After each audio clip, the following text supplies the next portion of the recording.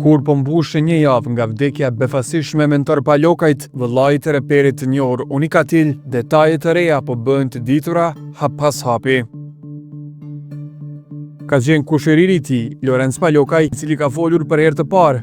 Ai ka ndarë gjithçka nga 3 javët e fundit të jetës së mentorit, në të cilat ka qenë krah tij.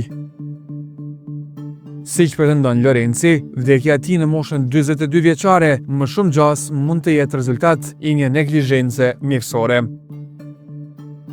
Sipas Lorenzit, shenjat kanë qenë aty, por mentori i ka neglizhuar ato, duke i përmendur vetëm shkarazi. Në një shkrim të gjatë, ai është shprehur: Kam pasur fatin që 3 javët e fundit të jetës së tij t'i kaloj pranë tij. 5 ditë para se të ndodhte kjo ngjarje, gjatë një bisede, ai më tha se i ndjente këmbët pak të fryra. E tha këtë në mënyrë të tërthartë, pa e bërë tim, dhe unë mendova se ishte diçka e zakonshme, si një lodhje e momentit apo një shqetësim jo serioz. Në vijem, ai kur nuk e përmendi më këtë problem, as me mua dhe as me vëllain e tij. Një ditë para vdekjes më përcolli në aeroport, dhe atë ditë diçka nuk ishte si zakonisht. U falëm 2 herë së bashku, dhe mënyra se si më shikoi atë ditë ishte ndryshe. Ishte një shikim i thellë sikur ta dinte se ajo do të ishte hera e fundit që do të takoheshim. Gjatë gjithë udhëtimit ndjeva sikur më shoqëroi me vështrimin e tij.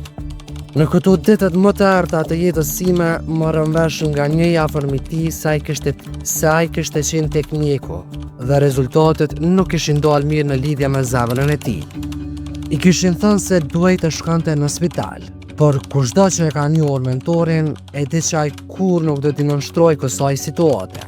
Ai e jetoi jetën sipas mënyrës së tij, pa ja diktuar askush se si ta jetonte. Madje as vdekja nuk mundi t'i diktonte ditën e fundit të jetës. E duket se sinjalet që jepte trupi kanë qenë të mjaftueshme sa për ta bërë mentorin që të parandjej fundin e tij.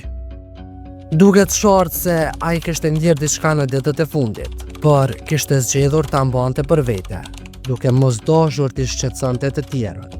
Shikimi i tij i fundit dhe mënyra se si më përshëndeti në aeroport duket sikur la pas një mesazh të heshtur. Një lamtumir të pashprehur me fjalë, por të ndjerë thellë.